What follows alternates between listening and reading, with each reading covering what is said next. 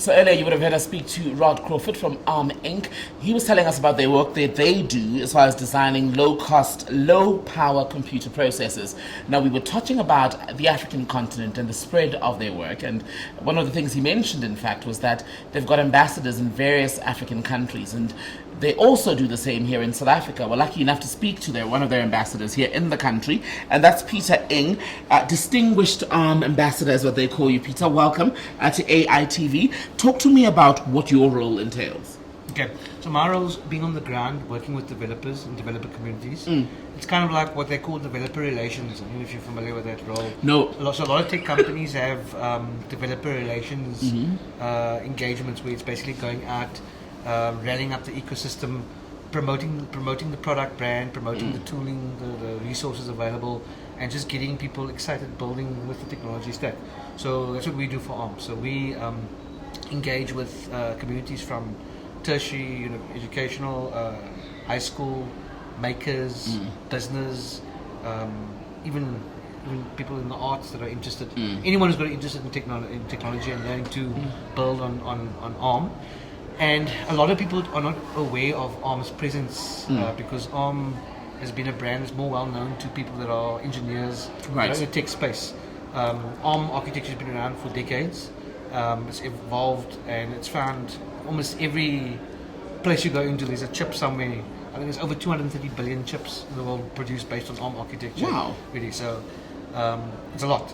And so it's surprising that people don't know because it's there in the background. So now, I guess it's one of those things that a lot of us don't pay attention to, right? Yes. But it's actually almost in our everyday lives. Yes, unless you're like a techie or something like that. So what the developer program is doing is we're going out there and we building the brand and saying, so when you develop software, for example, you can be a high-level application developer, or you can be a low-level developer developing on embedded systems, working directly with the CPU architecture. So those guys that do that in the past are the ones who tend to know what ARM is because they have to learn the ARM instruction set, they have to work.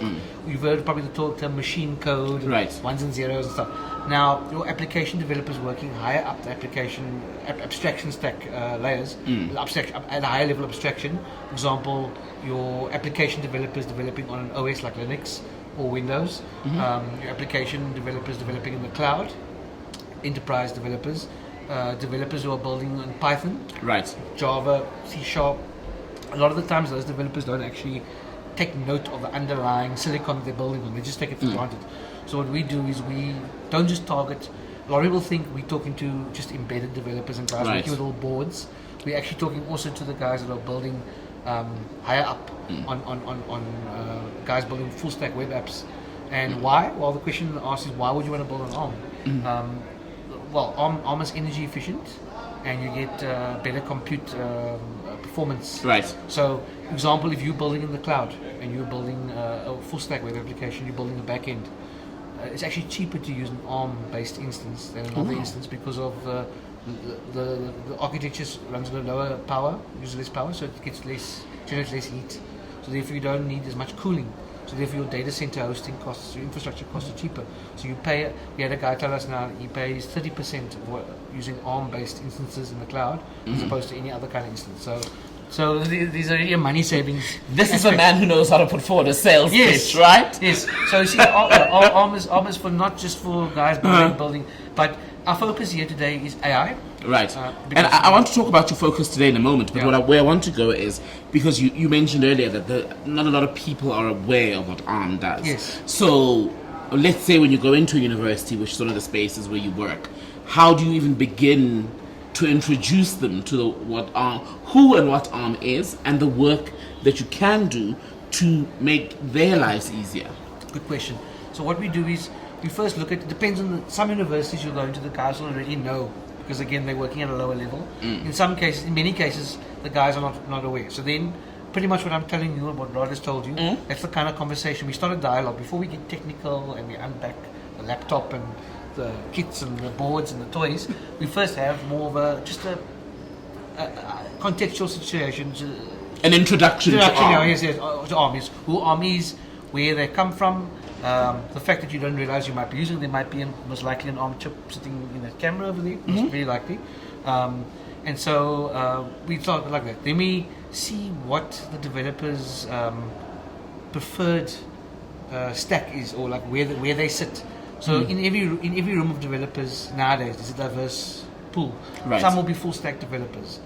Even if you go to university, you'll have a class of students, and there will be some that are all learning Python, for example, but some of them in their heart are more interested in Java, or they're interested in something else, like embedded systems. So what we try and do is we try and pick out who's does what, and then sort of tailor the conversation. So if you're going into a room where this guy's just doing robotics, then it's easy. You just know to talk about the low-level embedded stuff, Right. and the guys get excited. If you're going into a room where you're seeing guys, like we were in Morocco recently, at 1337, which is a coding school in university at Polytechnic there. And while everybody there was learning to code, we saw there was a strong grouping of people that were into web and building web apps, and there were some guys that were into building game, like the previous gentleman, Right. gaming engines. So guys building ray tracing engines on ARM CPUs, trying to do ray tracing on CPU Right. and optimizing it. It was actually very interesting to see that. Actually, it was. So every day is a school day Yeah, for every you. day is a school day. Even I learn a lot. So I learned from the people that we go see, like those guys in Morocco. I learned from them stuff. I was like, wow, this is interesting. So that's how we target it. We basically take the engagement forward, and usually you feed off the energy of the crowd and of the audience. And obviously we come with where we can. We come with resources. Right. So we have learning paths. We have these various companies in the ARM partner network. There's too many to mention here, but essentially we will direct people to those resources Okay. as well. Where possible, we can equip people with access to resources in special cases. It all depends.